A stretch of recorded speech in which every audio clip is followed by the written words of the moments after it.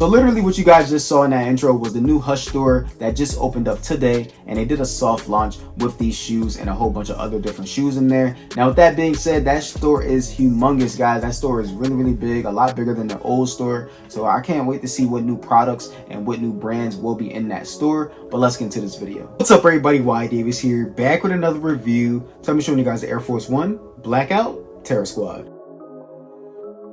Alright guys, they officially came out today. And you know, I reviewed the other colorway for you guys about a week ago, and honestly I think that was supposed to be a friends and family, but they released it to the public. Now with that being said, let's get into it, guys. So this is the shoe right here, and this is the old box that we used to get on Air Force Ones in the early 2000s. Now there were some other boxes similar to this one, but this had to be the third or fourth box that they came out with.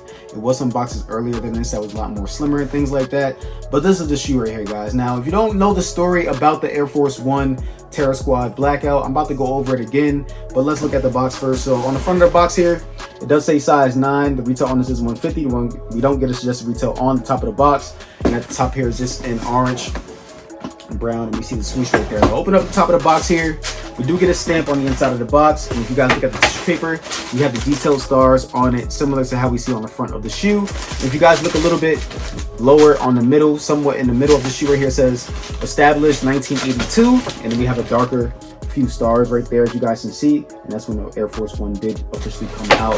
Now with that being said, this is a shoe right here and has been a staple in sneaker culture since 1982. On the inside of the box, we do have some extra tissue paper, and we do get an extra set of black laces with these shoes. All right, now there is a special box of this shoe right here that he has been giving out to certain people, but we have been seeing him just give out this pair in the other colorway a lot recently. Before this release date, these shoes were going for about 300 to 350, but right now you can find them for about 200 bucks, and possibly when people start to get their pairs in, a little bit lower than that, and then these shoes will start to rise as time goes on.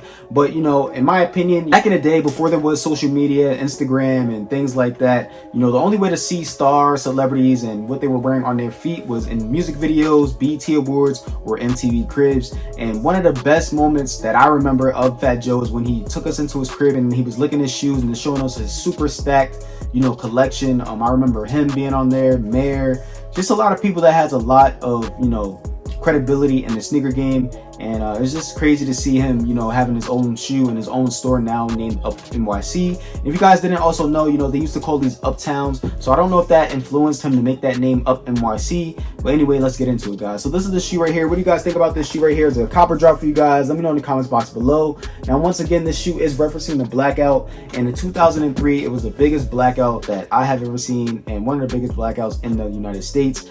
And it was just basically a shutdown of the city, and everything was just pitch black. I thought the world was over, honestly, guys. And there was supposed to be a basketball game between him and Jay-Z, and it never happened because of that blackout. Now the teams were supposed to be stacked. I'm gonna try to show you guys a video of this teams right here, but that game never happened. Now Jay-Z back then had his own shoe coming out around that same time, which had some record-breaking sales on the shoe. I'll show you guys a picture of what I'm talking about, but that's what happened, and they kind of had a beef back then. I'm pretty sure they're cool now, but I also think that that beef did stop him from getting his own deal with Jordan brand. But basically the whole thing about this shoe is how the shoe was a blackout, and all that stuff happened. Now there was another blackout, I want to say in 2012. It was Hurricane Sandy, and that was just like part 2 of it, but it was just flooded everywhere. If you guys haven't been to Jersey before, in New York, when it rains really hard, it gets flooded in certain areas, like really bad. We live right next to an ocean, but you know, just the way the sewer systems is and everything, it gets flooded really bad. So Hurricane Sandy was just as bad as that blackout in 2003. It just shut down a lot of businesses, took out a lot of stores. But let's get into the shoe, guys. So this is the bottom of the shoe right here. As you guys see, it's in pitch black. Okay, and we see the Nike with the swoosh down there. All right, looking at the midsole on the shoe, on both the outside and the inside of the shoe, it's in white, black, and we see the air back there in black as well. We see some black stitching. All right, coming up towards the base of the shoe here, we get this leather in black and white on the panels. Now, if you look on the middle panel here, it does come in that white leather, but all the other panels are in black. Coming towards the back of the shoes, on the outsides of the shoe, it says Terror Squad, and that was the name of his rap group back then in the early 2000s.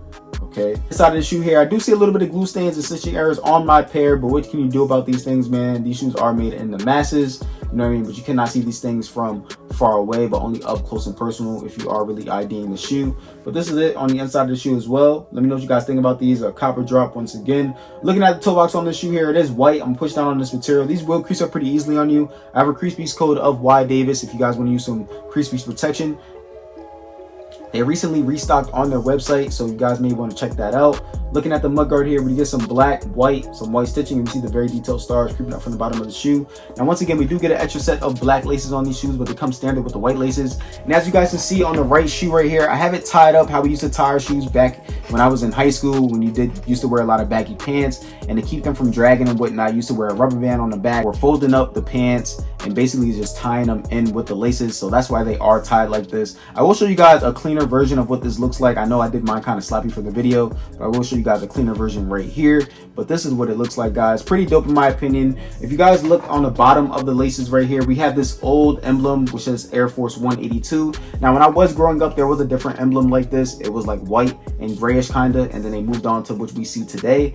But you know, this is the older one that came out on them. I'm glad I did grow up in the 90s, you know what I mean? I got to see like what life was like without having, you know, the internet and, you know, just knocking on your friend's door to see if they're home, or seeing their car outside, their parents' car outside, and having this world that we have today, because it kind of does make you feel like, man, you know, you got a good piece of life out of, you know, something. It makes you feel like, you know, you've seen the best of both worlds, kind of, because, you know, you got to experience two type of things, two types of living, in my opinion. But anyway, this is the tongue right here. It comes in this black leather tongue. At the top of the black leather tongue, it says Nike with the swoosh and the Air Force One right there.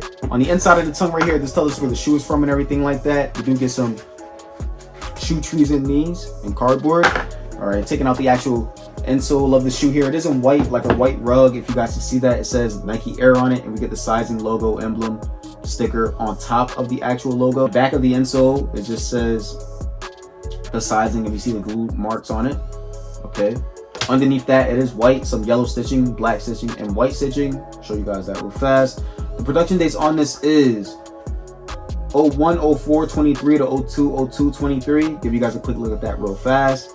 All right, come towards the back of the shoes here. The initials JC, that is for his real name and his nickname, Joe Crack. If you guys want to look up his real name, go look it up. I already said it in the last video, and I also dropped a little bit more details in the last video, so make sure you guys go check that video out if you haven't already. But this is the back of the shoes right here. Really dope in my opinion. Which colorway do you guys like better? I kind of like these more because it goes with more of my color scheme and what I like to wear, colors I like to wear on the, you know, everyday regular. But that's pretty much gonna do it for this shoe, guys. All right, now I'm gonna show you guys my foot is in the toe box right now.